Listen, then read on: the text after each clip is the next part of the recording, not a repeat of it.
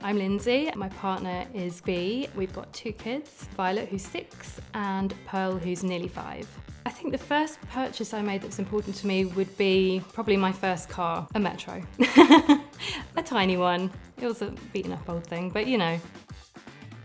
I'd say a bit of both because we do spend a fair amount, but in a organised way. A motto that I've got is that I would sleep on it and not rush into a purchase, think it through and slow down and not run away with myself.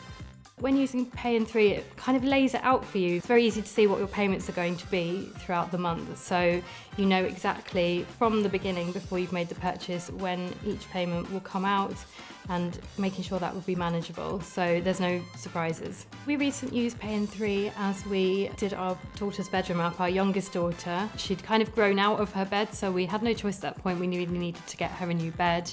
Doing up a room is an expensive thing. We really found when we were going for the bed, which was a bit of a bigger purchase, that when we were spreading the costs out, that really eased that up, made it a bit of an easier process. It's not just the bed, it was doing her whole room up and seeing her in her new room is really sweet.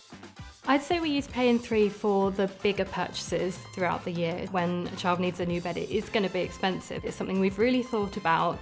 It's something that we're not going to do every day. It's something we've really considered, so it just helps to just break that down, and it's just to make those bigger purchases just slightly more manageable and blends that purchase into the financial month, making it a little bit easier.